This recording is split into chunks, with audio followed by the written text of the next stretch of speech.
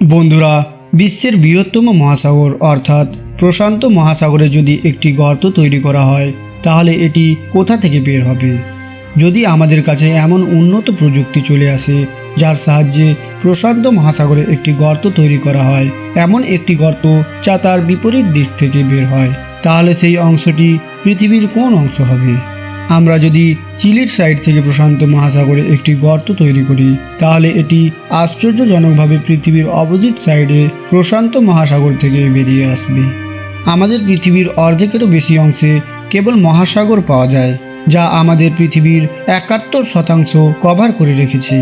তবে আমরা সমুদ্রকে 5টি ভাগে ভাগ করি: আর্কটিক মহাসাগর, দক্ষিণ মহাসাগর, ভারত মহাসাগর, আটলান্টিক মহাসাগর এবং প্রশান্ত মহাসাগর।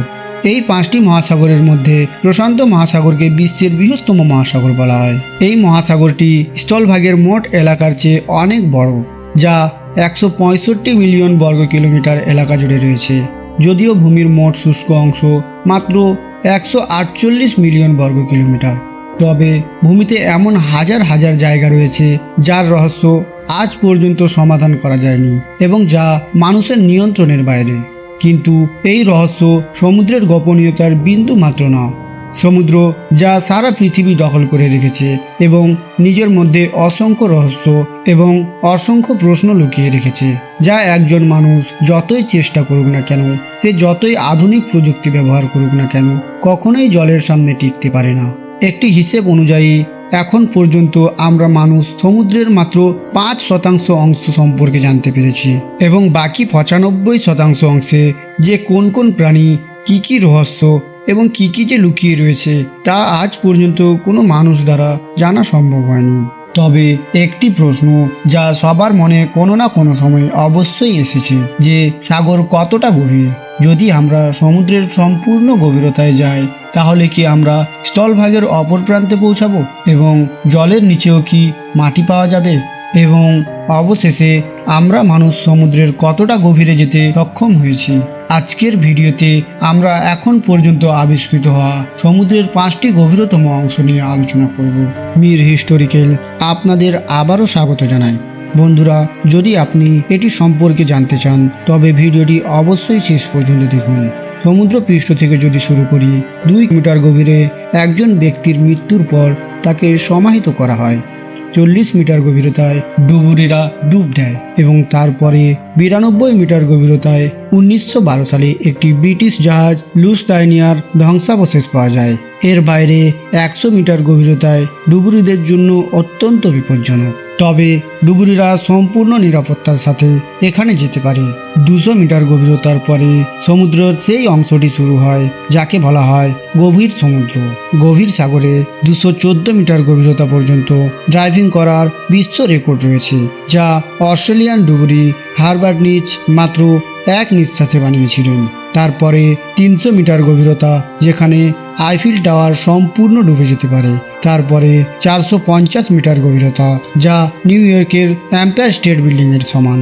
500 মিটার গভীরে বিশ্বের বৃহত্তম প্রাণী ব্লু হোয়েল ডুব দিতে পারে।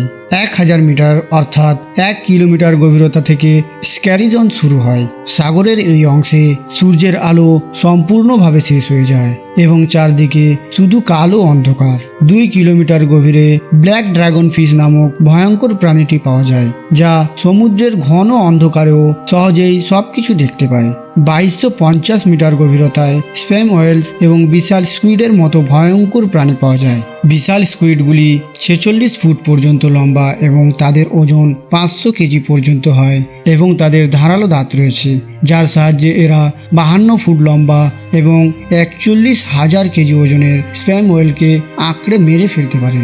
3800 মিটার গভীরতা, এটি সেই জায়গা যেখানে বিশ্বের সবচেয়ে বিখ্যাত জাহাজ টাইটানিকের ধ্বংসাবশেষ পাওয়া গেছে। 4 কিলোমিটার গভীরতার পরে সমুদ্রের সেই অংশ শুরু হয় যাকে বলা হয় অ্যাবাইসাল জোন।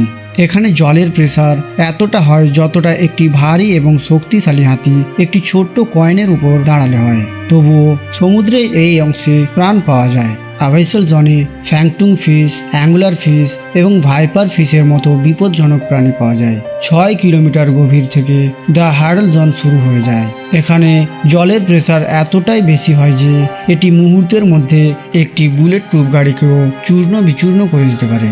এর নিচে 6,500 মিটার গভীর পর্যন্ত ইউএস নেভির রিসার্চ সাবমেরিন ডিএসপি এলভিন যেতে পারে। এটি সেই সাবমেরিন যেটি 1985 সালে টাইটানিক জাহাজের ধ্বংসাবশেষ ডিসকভার করেছিল। এগুলি ছিল সমুদ্রের এমন অংশ যেখানে মানুষ প্রযুক্তি ব্যবহার করে সহজেই পৌঁছাতে পারে। এখন আসুন আমরা সমুদ্রের সেই গভীর অংশগুলির কথা বলি যেখানে মানুষের প্রযুক্তিকেও হার মানতে হয়। সমুদ্রের এই অঞ্চলগুলি অত্যন্ত বিপজ্জনক এবং অত্যন্ত ভয়ঙ্কর, এবং এখানে পৌঁছানোর পর বাইরের জগতের সাথে সংযোগ সম্পূর্ণভাবে শেষ হয়ে যায়। নম্বর 1, পেরু চিলি ট্রেঞ্চ। প্রশান্ত মহাসাগরে অবস্থিত এই ট্রেঞ্চ সেই বিন্দু যেখানে জলের গভীরতা 8,065 মিটার অর্থাৎ 8 কিলোমিটারেরও বেশি হয়। এই ট্রেঞ্চের প্রস্থ 64 কিলোমিটার। এখানে জলের চাপ সহ্যের বাইরে হয়ে ওঠে, কিন্তু তারপরেও এখানে একটি প্রাণী বাস করে যাকে বলা হয় স্নেল ফিশ। এই মাছটি আজ পর্যন্ত আবিষ্কৃত অনন্য প্রাণী যা সমুদ্রের গভীরতম স্থানে বাস করে। এটি প্রাকৃতিকভাবে বিশ্বের সবচেয়ে শক্তিশালী প্রাণী, যেটি একটি ভারী হাতি, ট্রাক অথবা এমনকি একটি ট্রেনের ওজনও সহ্য করতে পারে। Number 2, Japan trench. এই ট্রেঞ্চ সমুদ্রের সেই বিন্দু যেখানে জলের গভীরতা 9,000 মিটার অর্থাৎ 9 কিলোমিটারে পৌঁছে যায়। এই ট্রেঞ্চ উত্তর প্রশান্ত মহাসাগরের জাপানি দ্বীপপুঞ্জের এলাকায় পাওয়া যায়, যা মারিয়ানা ট্রেঞ্চ আবিষ্কারের আগে সমুদ্রের গভীরতম অংশ হিসেবে বিবেচিত হতো। এর গভীরতা মাউন্ট এভারেস্টের সমান। Number 3, Philippine trench. এই ট্রেঞ্চটি জলের পৃষ্ঠ থেকে 10,500 মিটার গভীর অর্থাৎ 10.5 কিলোমিটার গভীরে অবস্থিত, যা উত্তর প্রশান্ত মহাসাগরের ফিলিপাইন সাগরে অবস্থিত। সমুদ্রের এই অংশটি 1927 সালে আবিষ্কৃত হয়েছিল, যেখানে জলের চাপ 13,000 PSI পর্যন্ত পৌঁছে যায়। Number 4, টঙ্গা trench. এই ট্রেঞ্চটি সমুদ্রে 10,900 মিটার গভীরতায় অবস্থিত, যা 80 কিলোমিটার চওড়া। এটি সেই বিন্দু যেখানে 2012 সালে বিখ্যাত চলচ্চিত্র পরিচালক জেমস ক্যামেরন একটি সাবমারিনে করে সেখানে একা গিয়েছিলেন। এখানে জলের চাপ 16,000 PSI এ পৌঁছে যায়, যা যে কোনো জিনিসকে মিলি সেকেন্ডের মধ্যে চূর্ণ বিচূর্ণ করে দিতে পারে। কিন্তু আরও কিছুটা নিচে 10,916 মিটার গভীরতায় ডন ওয়াস এবং জ্যাক বিগার্ড নামে 2 ব্যক্তি সাবমারিনে করে সেখানে গিয়ে একটি বিশ্ব রেকর্ড তৈরি করেছিলেন। এখানে পৌঁছাতে তাদের সময় লেগেছিল 5 ঘন্টা, কিন্তু এক পর্যায়ে এসে সাবমারিনে ফাটল পড়তে শুরু করে, যার কারণে তাদেরকে দ্রুত উপরে ফিরে আসতে হয়। নম্বর 5, মারিয়ানা ট্রেঞ্চ। এই সেই শেষ বিন্দু যেখানে এখন পর্যন্ত মানুষ যেতে পেরেছে। এই বিন্দুতে মানুষ সম্পূর্ণভাবে হেরে যায় এবং মানুষের তৈরি যে কোনো প্রযুক্তি জলের তুলনায় ফ্যাকাশে হয়ে যায়। এই বিন্দুটি সমুদ্রপৃষ্ঠ থেকে 11,000 মিটার অর্থাৎ 11 কিলোমিটার গভীর এবং এর প্রস্থ 69 কিলোমিটার।